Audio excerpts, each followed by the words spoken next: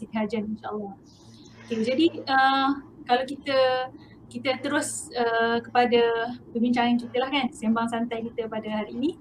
Kalau kita lihat kan, hari ini kita nak mengajak manusia untuk berkorban ni memang satu cabaran kan. Sangat-sangat cabaran kan. Selalunya kita akan nampak bila korban ni kita akan kaitkan dengan harta lah. Macam nak minta sumbangan kan, ataupun tajaan kan. Tapi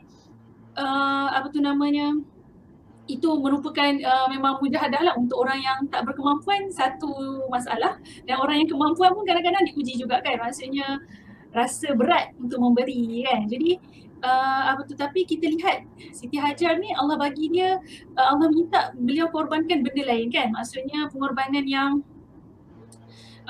boleh meninggalkan kesan kepada kita hari ini kan. Maksudnya bukan Allah perintahkan beliau untuk korbankan harta wang ringgit, tetapi harta yang lebih bernilai kan, iaitu anaknya kan, iaitu Nabi Allah Ismail. Jadi untuk itu boleh ke doktor berkongsi sedikit bagaimana kisah Siti Hajar ni yang merupakan isteri kepada Nabi Allah Ibrahim ini dan juga ibu kepada Nabi Ismail ini, contoh-contoh yang maksudnya sifat dan akhlak yang mana yang kita sebagai seorang isteri ataupun seorang ibu ni boleh contohi kan dalam realiti hari inilah. Masya Allah, Ustazah moderator ya. Soalan yang panjang yang memerlukan satu huraian. Jadi insya-Allah saya cuba untuk berkongsi pengalaman berdasarkan pembacaan dan juga pengalaman di sini. Jadi sebelum kita nak bercerita dengan lebih lanjut tentang pengorbanan Siti Hajar itu, ya, kalau di sini kita panggil Sayyidatina Hajar ya, Melayu Siti Hajar. Jadi insya-Allah kita harus kenal dahulu siapakah dia Siti Hajar itu. Ya, seperti yang Ustazah moderator mention tadi ya, terangkan tadi, Siti Hajar yang kita tahu merupakan isteri kepada Nabi Ibrahim alaihissalam. Ya, beliau merupakan isteri kedua Nabi Ibrahim. Ya, dalam rumah tangga Nabi Ibrahim, isteri pertamanya adalah Siti Sarah. Ya, kita tahu sirah itu. Alhamdulillah, kedua-dua isteri Nabi Ibrahim ini merupakan wanita yang mulia. Ya, mulia sangat kedua-dua mereka. Tapi seperti biasa dalam suatu rumah tangga, ya, rumah tangga biasa dan juga rumah tangga yang berpoligami misalnya, pasti ada ujian. Ya, pasti ada ujian. Itu adalah lumrah, suatu yang biasa sebenarnya, ya, bukan suatu yang luar biasa. Itu adalah suatu yang lumrah.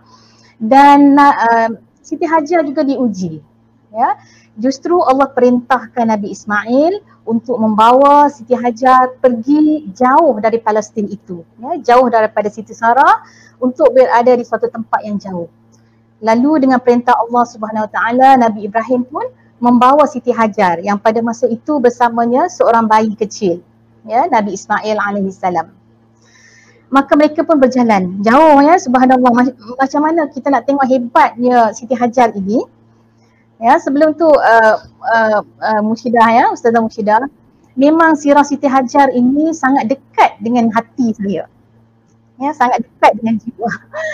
Sebab kalau saya nak membicarakan tentang Siti Hajar, saya risau juga ni sebab setiap kali saya mendalami sirah Siti Hajar ini pasti akan menangis.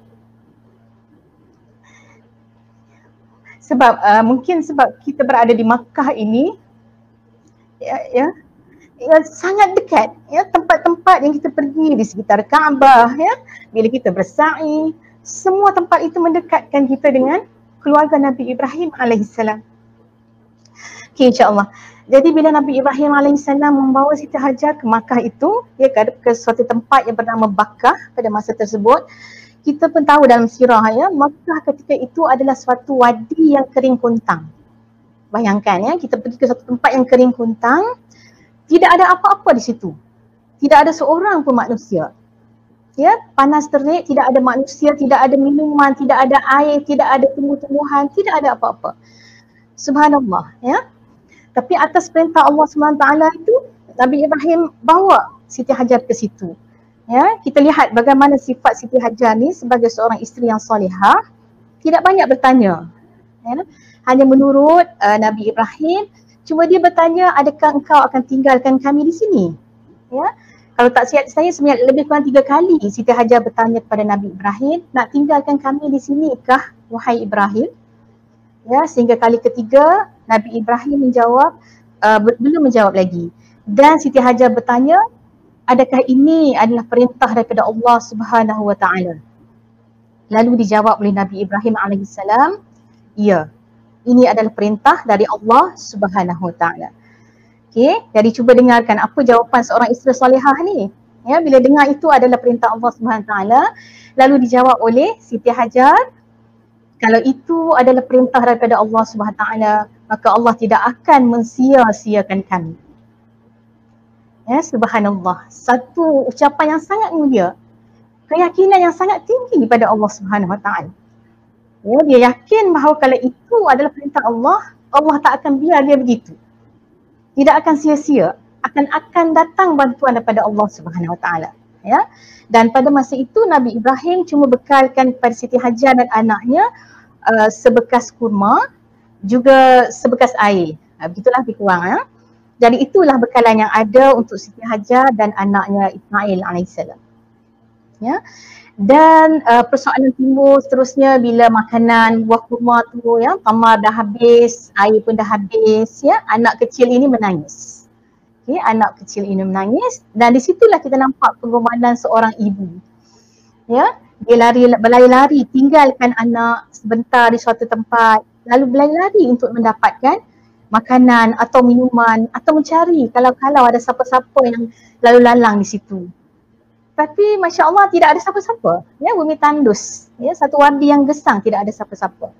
Dan daripada situ kita telah mempelajari dalam sirah, ya, Hajar pun naik ke bukit yang dinamakan Bukit Safa sekarang. Ya, siapa yang pernah datang ke Makkah menunaikan umrah, haji, ya, sangat dekat dengan sirah Siti Hajar ini. Ya, di mana Hajar naik ke Bukit Safa itu. Kalau sekarang kita tengok Bukit Safa tu cuma ada batu-batu sedikit sahaja, ya, telah ditarah macam tu. Kalau dulu satu bukit yang tinggi. Ya, daripada Bukit Safa itu maka dia berjalan laju, berlari anak menuju ke Bukit Marwah. Ya, sebanyak 7 kali untuk mencari bekalan air atau makanan ada sesiapa sahaja di situ. Tapi Masya Allah tidak ada. Ya, begitu sekali. Dan bila dia menuruni Bukit Safa itu, kalau sekarang di Sa'i itu, ya, kita nampak ada satu diletakkan lampu hijau, ya, di kawasan itu di mana Hajar berlari-lari anak. Ya, maknanya dia menunjukkan turun sedikit daripada Bukit Safa tu dia kena berlari sedikit. Ya, sama juga daripada Marwah naik ke Bukit Safa tu berlari-lari anak. Begitu insya-Allah. Jadi berbalik pada soalan ustazah tu, ya, bagaimana kita sebagai seorang ibu, ya, seorang wanita nak menggarapkan sirah Siti Hajar ini dalam diri kita. Okay, yang pertama, apa sifat Siti Hajar yang dapat kita pelajari di situ? Yang pertama, Masya Allah, dia seorang wanita yang sangat mulia. Mulia sungguh Siti Hajar ini. Ya. Yang kedua, dia seorang yang sangat sabar. Ya, sabar. Bayangkan kalau kita, ya, kalau kita ditinggalkan di situ, apa kita akan soal? Mesti soal suami macam-macam. Sebab apa macam ni, kenapa begitu, ya? Banyak soalan kita, ya. Banyak soalan. Sedangkan sekarang pun kalau disuruh benda kecil-kecil pun kita banyak soal. Okay. Bukanlah bermaksud soal tidak boleh, ya, kita boleh bertanya. Tetapi mulianya Siti Hajar bila dia tahu itu adalah perintah Allah Subhanahu Wa Taala, tidak ada soalan lagi. Sami'na wa ata'na. Aku dengar, ya, dan patuh perintah Allah Subhanahu Wa Taala. Ya, dan saya yakin ciri yang pertama tu patuh, taat perintah Allah dan juga suami merupakan yang utama, ya, dalam kehidupan kita untuk nak melatih diri kita untuk berkorban. Ya, boleh begitu Ustazah Murshidah.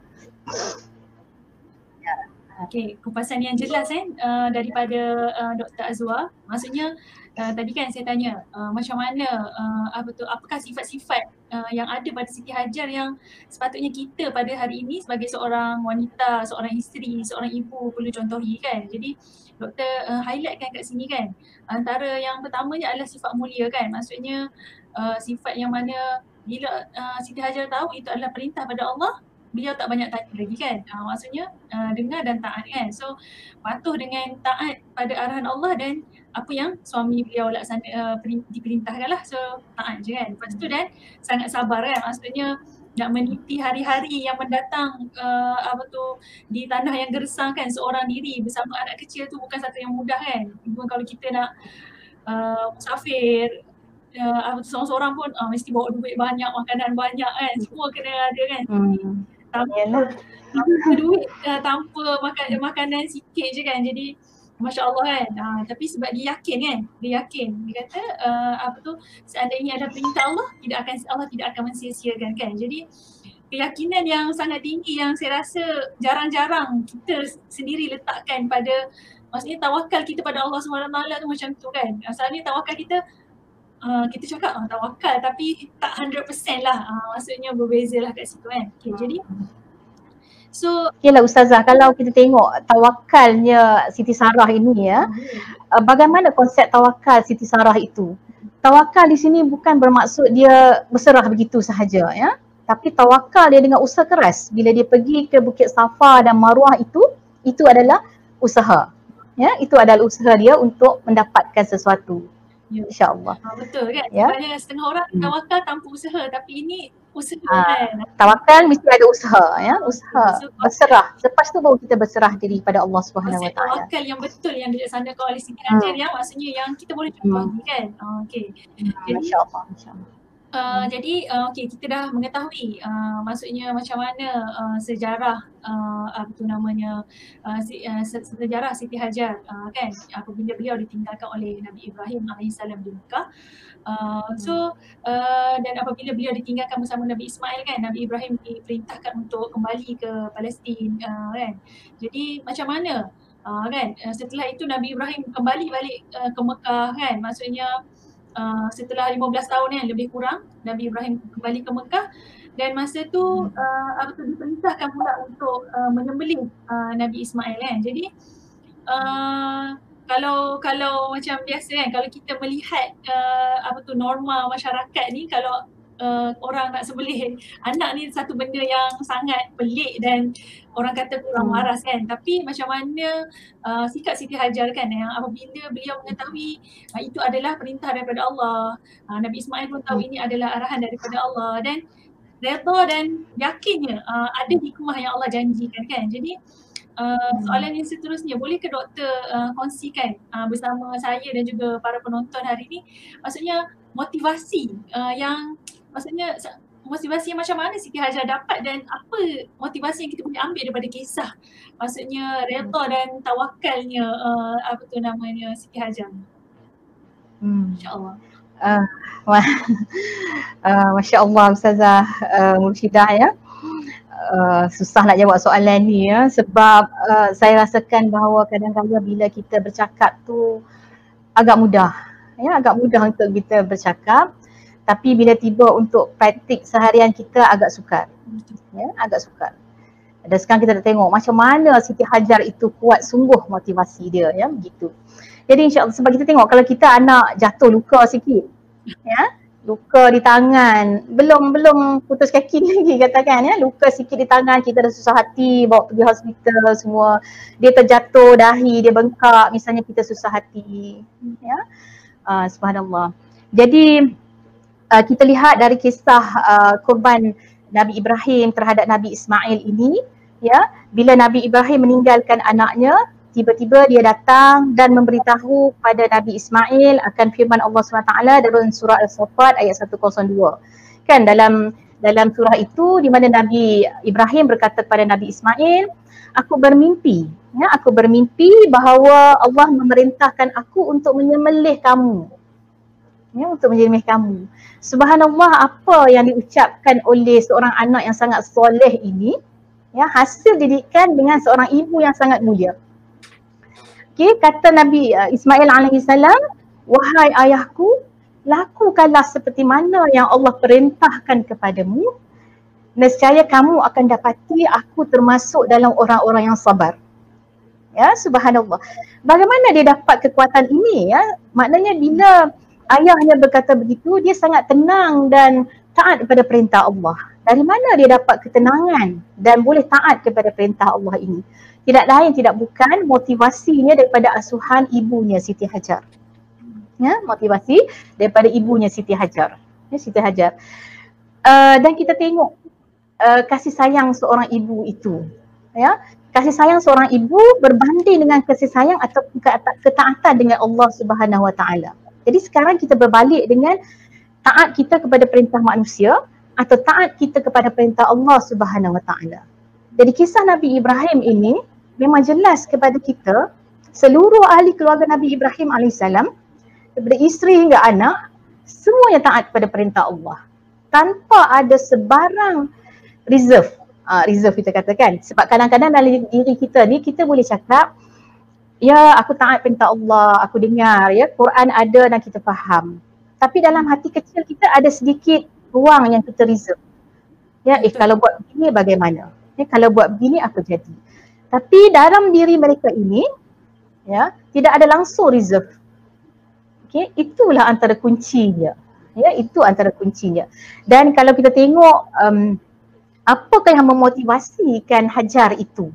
Ya, Siti Hajar itu, wallahualam, ini pendapat peribadi saya lah ya, sebab hidup kita ni penuh dengan ujian ya, sebab ujian bila Allah datangkan itu dia boleh berupa dengan suatu kesenangan atau suatu kesukaran. Ya, bagaimana seorang insan tu boleh menjadi seorang insan yang hebat? Ya, tak lain tak bukan kalau dia diuji dengan kesukaran. Kan, bukankah Allah berfirman dalam surah Al-Baqarah ya, kalau tak silap saya ayat 155. Ya, di mana Allah berfirman, demi sesungguhnya kami akan menguji kamu dengan sedikit perasaan takut, ya, kelaparan, dan juga berlaku kekurangan daripada harta kamu. Ya, nak korban rasa lagi harta kita kurang. Alright? Dan juga jiwa serta hasil tanaman. Dan berilah kabar gembira kepada orang-orang yang sabar. Ya, dan saya merasakan bahawa dalam sebagai seorang ibu ya, motivasi kita untuk mendidik anak-anak misalnya, kadang-kadang elemen kesukaran, ya, susah, ketakutan perlu ada ya. Anak-anak tidak boleh kita biarkan dengan kesenangan semata-mata. Ya, tapi sudah pastilah yang utama adalah penanaman menyuburkan jiwa tu dengan takwa dan keimanan yang sepenuhnya kepada Allah Subhanahu Wa Taala, barulah natijahnya akan menghasilkan sesuatu yang sangat hebat. Ya, dan saya rasakan kalau sekarang kita mencari-cari ya apa motivasi kalau kita nak berkorban, siapa kita nak rujuk ya, kita teliti sirah Hajar ini dah cukup untuk kita. Tak perlu kita nak mencari merata-rata siapakah yang layak untuk kita nak tengok contoh. Ya, teliti betul-betul sirah tu, insya-Allah kita akan dapat jawapannya. Bagaimana hebatnya wanita ini. Subhanallah. Betul tu doktor, betul. Sebab sekarang ni memang orang selalu, manusia ni biasa dia ada up and down kan. Maksudnya dia perlukan motivasi kan. Dalam tak kisahlah manusia yang macam mana kan. Jadi sebenarnya dalam sirah para sahabat ni sendiri, dia dah merupakan motivasi untuk diri kita kan. Tinggal kita nak baca, maksudnya dan tadabbur kisah tu ataupun sekadar baca sebagai cerita biasa kan. Jadi memang kisah Nabi Ismail dan kisah Siti Hajar ini memang satu motivasi lah untuk pengorbanan kan. Pengorbanan, yelah ayah pun kan, sebab Nabi Ibrahim nak korban juga kan, bukannya dia tak sayang. Maksudnya kalau kita tengok kan Musyidah, Nabi Ibrahim bila dia tinggalkan Siti Hajar dan Nabi Ismail di situ, bukan tinggal begitu sahaja. Ya, tidak tinggal begitu sahaja, tapi dia tinggalkan dengan sedikit bekalan, ya, ada bekalan makanan dan minuman, tamar dan juga air. Dan apabila selepas dia meninggalkan isterinya itu, hati seorang suami dan seorang ayah sudah pasti akan rasa sedih. Kan, sebab lantas dia pun bergerak agak jauh sedikit sehingga dia dah tak nampak Siti Hajar dan Ismail itu. Dia berhenti di suatu tempat, menghadap wajahnya ke Baitullahil Haram. Pada masa tu Kaabah belum dibangunkan lagi ya, cuma ada dasar, belum ada Kaabah lagi. Jadi menghadap wajahnya ke situ, lalu mengangkat tangan dan berdoa. Ya, ini doa Nabi Ibrahim yang sangat terkenal dalam surah Ibrahim ayat 37. Okey, kita boleh tengok mafhumnya kalau saya boleh bacakan. Wahai Tuhan kami, sesungguhnya aku telah menempatkan zuriat keturunanku di lembah yang tidak ada tanam-tanaman. dekat dengan rumahmu, yakni Baitullah. Wahai Tuhan kami, supaya mereka mendirikan solat, maka jadikanlah dalam hati manusia tu cenderung kepada mereka, dan rezekikanlah kepada mereka dengan buah-buahan, semoga mereka bersyukur. Itu doa Nabi Ibrahim. Masya Allah, tabarakallah ya, doa Nabi Ibrahim ini sehingga sekarang kita tengok kalau datang ke Mekah, Mekah sangat makmur. Ya, misalnya buah-buahan. Ya, kalau dulu kita kalau orang tak pernah datang Mekah misalnya, mungkin kata Mekah panas, tandus, kering, gurun, tak ada apa-apa. Ya, tapi di sini ada macam-macam. Kalau kita sebut buah-buahan, kalau di Malaysia hari itu musim harum manis, mangga harum manis kan. Sekarang durian kan. Mungkinlah durian tak ada di Mekah, tapi nak dapatkan durian pun tak susah, cuma harganya mahal. Ya, kalau hari itu mangga harum manis, mencari kita teringin, tapi di Mekah ni ada pelbagai jenis mangga, pilihlah yang mana satu. Ya, bahkan ada yang kita boleh jumpa lebih sedap dari harum manis. Masya-Allah. Ya, begitu sekali barakahnya tanah ini, bumi ini dengan doa Nabi Ibrahim alaihi salam. Ya, maknanya kita nak kata di sini Nabi Ibrahim meninggalkan isteri dengan anak bukan begitu sahaja, ya, dengan bekalan serta doa. Itu motivasi kan, maksudnya kan. Lepas tu bagaimana Siti Hajar pula kan, maksudnya Siti Hajar bila mana emosi dengan ketaatan tu kan, maksudnya melakukan perintah Allah tu tanpa ragu-ragu dan berbelah bahagi kan, maksudnya menyerahkan kan apa yang Allah perintahkan. Dan yang macam tadi doktor cakap lah, hasil didikan seorang wanita yang salihah tu, yang mana Siti Hajar dia faham tugas Nabi Ibrahim sebagai seorang rasul, kan, maka dia melaksanakan dan dia izinkan kan. Dan Nabi Ismail pula dengan redha kan, qala ya abati fa'al ma tu'mar kan, maksudnya ayahku kan, buatlah apa yang Allah perintahkan kan, maksudnya redha dia kan, dan dia yakinkan dengan apa yang Nabi Ibrahim diwahyukan. Okey, jadi maksudnya nak melahirkan seorang zuriat yang hebat macam ni, hasil didikan hebatlah. So sepatutnya kisah Hajar ni boleh menjadi motivasi kepada kita lah kan, seorang ibu kan, isteri dalam faham tugas seorang suami sebagai seorang da'i kan, maksudnya dan macam mana kita kan, mungkin suami selalu tak ada kat rumah kan, maksudnya macam kita boleh anak-anak kita dengan tarbiyah yang hebat kan, walaupun tak sehebat Siti Hajar ni, tapi insya-Allah kan. Bercakap tentang itu ya Ustazah Murshidah, tadi awal saya cakap sirah Siti Hajar ni sangat dekat dengan hati ya, sangat dekat dengan hati saya. Kenapa ya? Begitulah sebab pengalaman ini nak sharing, sembang-sembang lah ya, dan bukan nak mengatakan kita ni seorang yang hebat, tidak. Jauh, orang kata Melayu cakap apa, jauh panggang dari api lah ya, sikit pun susah ya. Tapi masa tahun awal saya menetap di Makkah ini ya, Allah izin suami ada tugasan yang terpaksa balik ke Malaysia ya, jadi saya ditinggalkan di sini mungkin dalam 10 bulan duduk di Makkah oleh kerana tugas di Makkah. Lalu suami terpaksa balik ke Malaysia ya. Dan pada masa tu mungkin dalam gurau-gurau senda ya, suami kata sekarang ni dia terpaksa tinggalkan saya sebagaimana Nabi Ibrahim meninggalkan Siti Hajar. Ya, kita pada masa tu kan kita rasa ya Allah, walaupun kita seorang mungkin wanita yang independen di Malaysia dulu ya, tapi bila kita datang ke sini pada masa tu tahun 2014, kita wanita tak boleh memandu di sini ya, di Arab Saudi pada tahun tersebut. Sekarang dah boleh. Jadi kita berfikir ya Allah, susahnya macam mana nak keluar rumah, nak cari bekalan makanan, anak-anak nak ke sekolah, bagaimana kita nak settle masalah anak-anak ya, bagaimana itu, bagaimana ini. Jadi kita rasa macam serabut kepala kita. Itu sikit baru nak ditinggalkan dalam keadaan makanan banyak ya, kedai ada boleh pergi begitu. Itu nak cerita bahawa diri sendirilah sebenarnya ya, nak mencontohi Siti Hajar tu Masya Allah ya, sangat memerlukan suatu proses dalaman diri ya. Diri kita, hati kita ni kena diproses betul-betul. Macam mana cara nak proses hati tu? Bila Allah datangkan ujian sedikit demi sedikit tu, itu merupakan suatu proses ya. untuk memantapkan diri kita dan seterusnya untuk menghasilkan diri kita seorang wanita yang hebat biarpun tidaklah sehebat Siti Hajar. Ya, Masya Allah. Jadi ciri ujian itu merupakan suatu proses yang menjadikan beliau begitu, ya, menjadikan isteri-isteri Nabi, isteri-isteri Rasul begitu hebat orangnya. Ya. Itulah bila suami kata dia tinggalkan saya sebagaimana Nabi Ibrahim meninggalkan Siti Hajar, sedih dalam hati kan, memang rasa susah sebab tak boleh nak drive semua. Tapi benarlah ya, bumi barakah bila mana Nabi Ibrahim doa untuk bumi ini, semua urusan Allah permudahkan, alhamdulillah. Semua permasalahan yang kita fikir susah untuk kita tangani, Allah bagi penyelesaian sekejap sahaja. Allah hantar bantuan dengan cepat sekali. Tapi dengan syarat kita kena redha, ikhlas, berdoa pada Allah Subhanahu Wa Taala. Ya, tawakal lillahi taala, yakin bahawa akan ada bantuan dari Allah Subhanahu Wa Taala.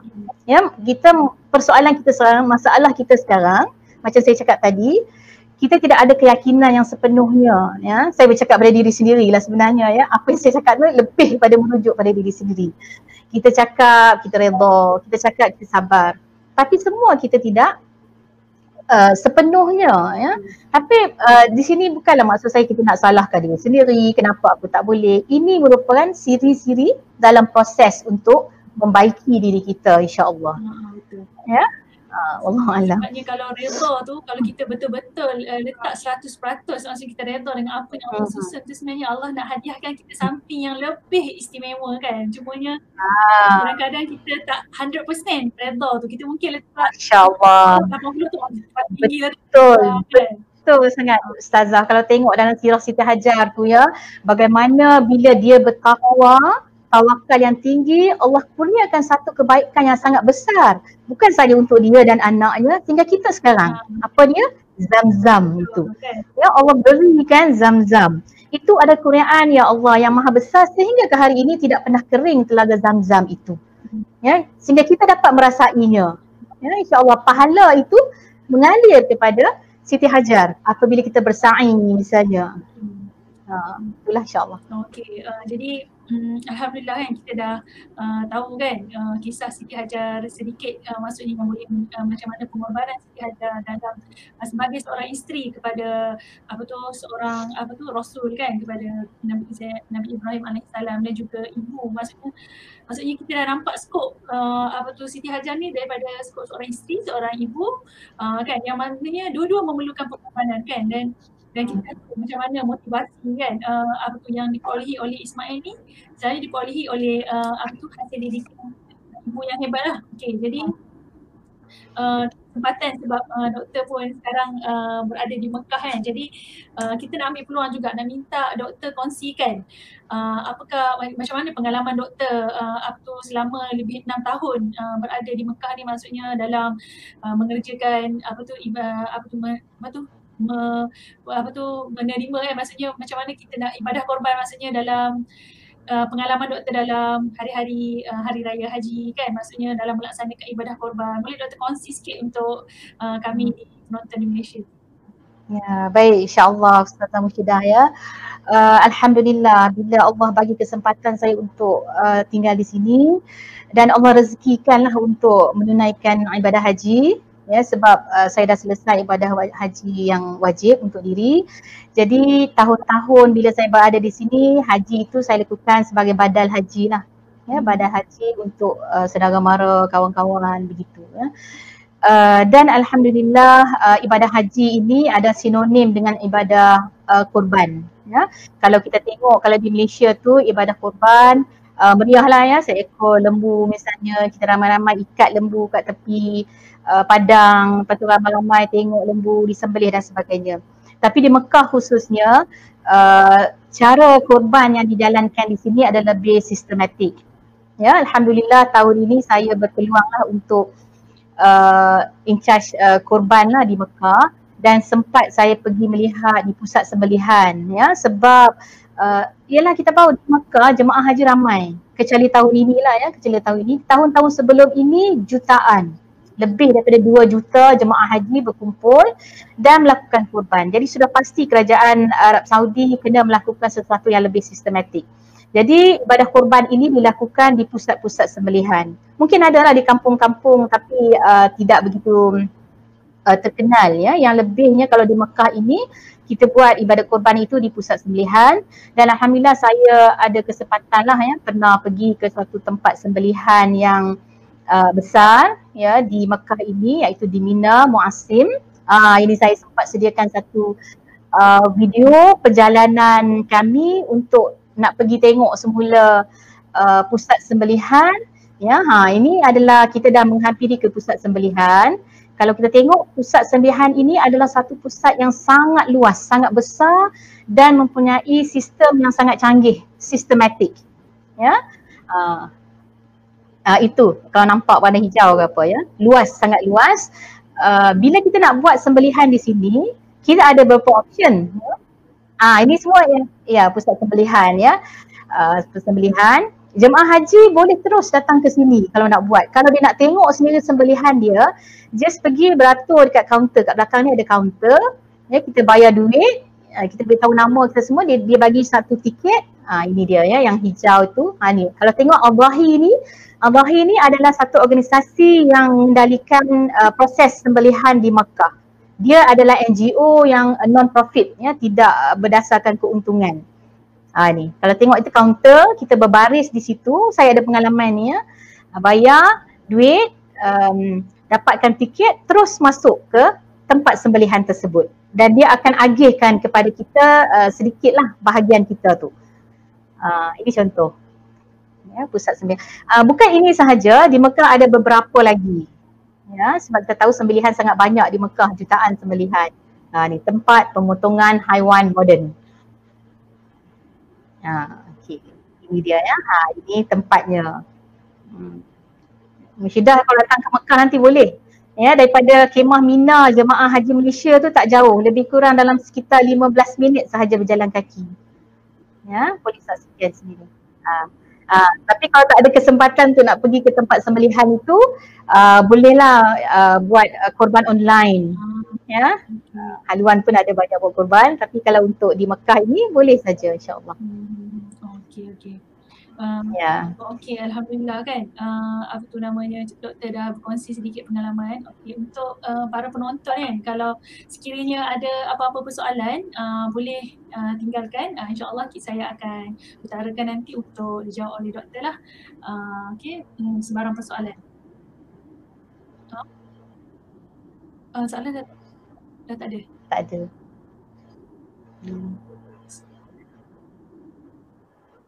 Okey, kita rehat dulu Okey, so nak cakap macam mana?